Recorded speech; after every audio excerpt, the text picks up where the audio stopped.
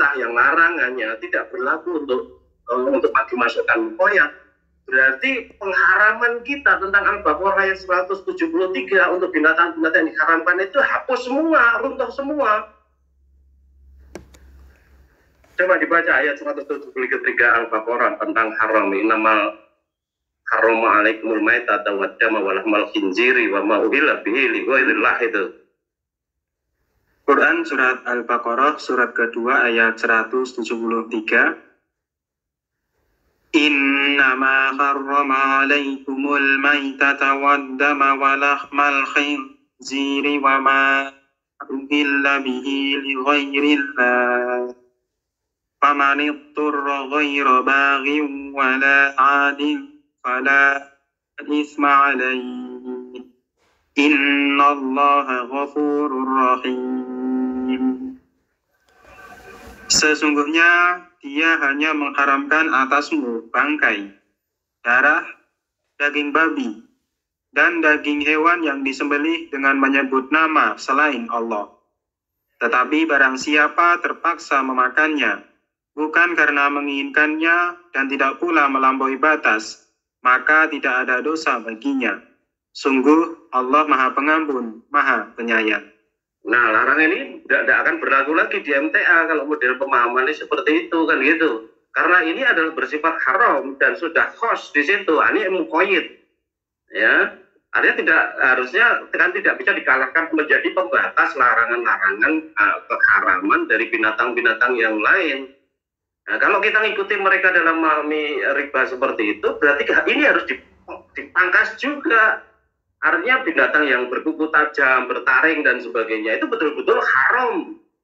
Ya, bukannya sekedar dilarang, tapi nanti bingung lagi karena yang namanya dobuk itu, hyena itu binatang buas yang bertaring, berkuku tajam dia.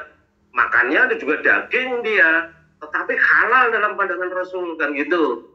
Ya, maka sesuai dengan konstruksi hukum yang sudah kita pelajari selama ini, ya, semua yang dilarang Allah itu yang haram ada 4 macam di situ, yang hakikatnya hanya satu sebenarnya kalau dari jenis hewannya kan gitu ya. Kemudian Rasul tidak diperkenankan untuk mengharamkan apa yang di luar itu kan gitu, dari sholat tahrim itu kan gitu. Ya. Nah, kemudian kalau begitu bagaimana larangan-larangan Rasul? Larangan Rasul berarti bersifat makruh saja. Karena bersifat makruh maka wajar kalau ada sahabat yang makan dobu kan gitu. Bukan dob ya, tapi dobu artinya hyena tadi kan gitu. Hyena itu sejenis anjing atau kucing hutan ya, kali tanya beberapa waktu yang lalu kita bicarakan yang seperti itu. Rusak semua. Artinya tidak ada khos dan am lagi dalam itu kan itu. Dalam hal larangan. Karena kita konsisten bahwa yang namanya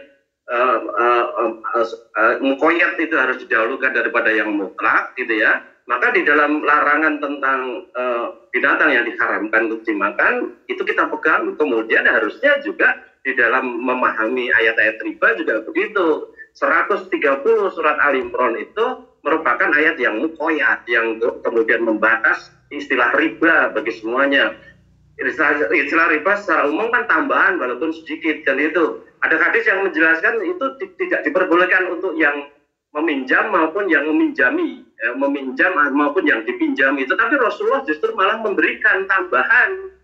Ya, Rasulullah yang meminjam itu justru malah pernah memberikan tambahan itu kepada orang Yahudi. Boleh seperti itu kan itu. Nah, yang tadi juga begitu kaitannya dengan pamannya Rasul Abbas tadi dan juga sahabat yang lain yang mereka bertransaksi seperti itu yang berlipat ganda tadi. Itu ada yang menetapkan itu adalah yang memberi utang, tetapi ada juga karena merasa bersalah, yang utang itu juga yang menetapkan 2 kali lipat tadi kan gitu. Nah, itu yang dilarang karena itu kejam. Artinya dolim tadi, lata dolimu, nawalatu delamu, kamu tidak mendolimi dan tidak didolimi tadi, memenuhi unsurnya di sana. Sehingga kalau itu dibiarkan ya sudah sama menjadi persoalan yang sangat besar, maka wajar kalau kemudian Rasul Allah dan Rasulnya memaklumkan perang kepada orang-orang yang seperti itu kan gitu. Begitu Mas, mudah-mudahan sudah dipahami. Saya kira secara keseluruhan sudah saya sampaikan. Saksikan ini dari Al-Ustaz Abdullah Tufail dulu yang saya pahami seperti ini. Oke. Pertanyaan selanjutnya Ustaz. Ya. Assalamualaikum warahmatullahi wabarakatuh, Ustadz. Waalaikumsalam warahmatullahi wabarakatuh. Mohon izin bertanya, Ustadz. Apa ada tuntunannya kalau agar selalu istiqomah, maka amalkanlah surat Al-Mulk setiap habis sholat Isya. Atas pencerahannya saya ucapkan banyak terima kasih. Ya, kalau kita mau mengamalkan Al-Mulk ya secara konsisten sudah pasti menjadi orang baik. Ya.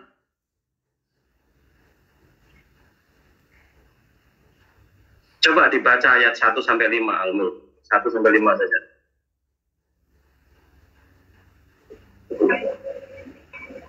Surat Al-Mulk, surat ke-67 ayat 1 sampai 5. Bismillahirrahmanirrahim. Tabarakalladzi biyadihil mulku wa huwa ala kulli syai'in qadir. Alladzi khalaqal mauta wal hayata liyabluwakum ayyukum ahsanu amala wa huwal azizul ghafur. Alladzi khalaqa sab'a samawati tibaqa ma tara fi khalqir rahmani min tafawut farji'il basara hal tara min futur. ثم ارجع البصر كرتين ينقلب إليك البصر خاسئا وهو حسير ولقد زينا السماء بمصابيح وجعلناها رجوما للشياطين وجعلناها رجوما للشياطين وأعتدنا لهم عذاب السعير وللذين كفروا بربهم عذاب جهنم وبئس المصير. Maha suci Allah yang menguasai segala kerajaan dan Dia maha kuasa atas segala sesuatu. Berhenti sampai di situ dulu. Ya, ayat ini menyadarkan kepada kita bahwa tidak ada penguasa di jagat raya ini sebenarnya selain Allah saja. Allah menguasai segala raja dari segala raja, maha raja di raja kan gitu. Malah kemudian dikatakan wa huwa ala kulli syai'in qadir, bahwa Dia maha kuasa atas segala sesuatu.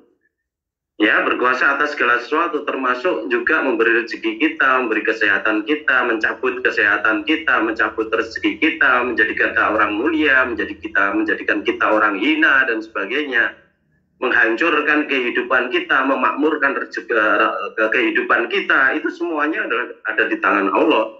Karena Allah itu wa huwa ala kulli syai'in qadir kan itu.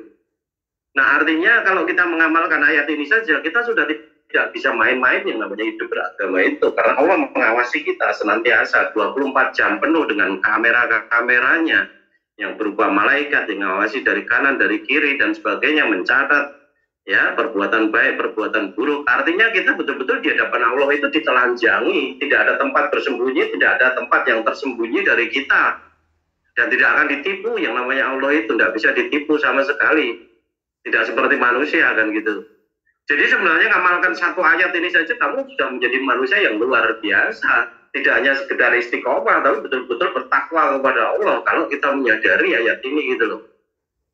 Ya, kalau Allah itu yang memuliakan kita dan menghinakan kita, sekarang ini mungkin kita sedang dimuliakan, tapi boleh jadi besok atau lusa, minggu depan atau tahun depan kita dihinakan oleh Allah, bisa saja.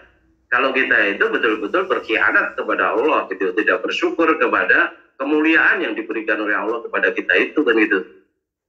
Ya, maka dengan begitu gitu ya, orang akan memurnikan tauhidnya. Aku hanya akan menghambakan diri kepada Allah betul, karena aku sadar bahwa aku harus bertanggung jawab terhadap Allah atas segala perbuatanku. Nah, tauhid yang seperti itu menjadikan kita istiqomah, mujahadah, ikhlas, beramal karena Allah saja. Ya, terus ya, silakan. Yang menciptakan mati dan hidup untuk menguji kamu siapa di antara kamu yang lebih baik amalnya, dan Dia Maha Perkasa, Maha Pengampun. Nah, ini malah dijelaskan lagi. Ya, yang khalaqal mauta alladzi khalaqal mauta wal hayata liyabluwakum ayyukum ahsanu amala, kan gitu. Ya, menjadikan hidup dan mati, dan Allah sendiri nanti yang akan berikan penilaian amal-amal kita itu yang baik, yang seperti apa, siapa yang baik, siapa yang buruk, siapa yang baik yang berhak untuk mendapatkan surga, dan siapa yang buruk yang harus dimasukkan ke neraka. Lebih ngeri lagi, di sini sudah secara spesifik di sini bicara tentang hidup dan mati. Dan kita paham tidak ada orang yang hidup terus, semuanya akan mati dan harus mempertanggungjawabkan perbuatannya. Ya, tidak ada jalan lain kecuali harus istiqomah terhadap kebaikan tadi, kan gitu. Nah, dia harus bertanggung jawab di hadapan Allah, kan itu. Terus, yang menciptakan 7 langit berlapis-lapis, tidak akan kamu lihat sesuatu yang tidak seimbang pada ciptaan Tuhan yang Maha Pengasih. Maka lihatlah sekali lagi, adakah kamu lihat sesuatu yang cacat? Tidak ada. Dulu pernah kita bahas ayat ini. Ya, sama sekali keseimbangan yang telah ditetapkan oleh Allah di jagat raya itu begitu hebat, begitu mantap dan sebagainya. Dan itu yang juga harus kita tiru, yang seperti itu keseimbangan jasmani, keseimbangan rohani. Keseimbangan jasmani, makan, supply, intake makanan, minuman juga harus bervitamin, bergizi. Ya, yang sesuai dengan kebutuhan yang dibutuhkan manusia, ada lemaknya, ada karbohidratnya, ada gulanya, kemudian ada vitaminnya A, B, C, D, E, F, G, H, dan sebagainya, itu banyak sekali. Kemudian mineral-mineralnya juga butuh, natrium, kalium, magnesium, dan sebagainya butuh. Tetapi kebanyakan di antara kita juga bodoh, tidak mau mempelajari. Padahal tubuh kita itu butuh yang seperti itu, sehingga akhirnya kekurangan ini, kekurangan itu, kelebihan ini, kelebihan itu. Tidak mau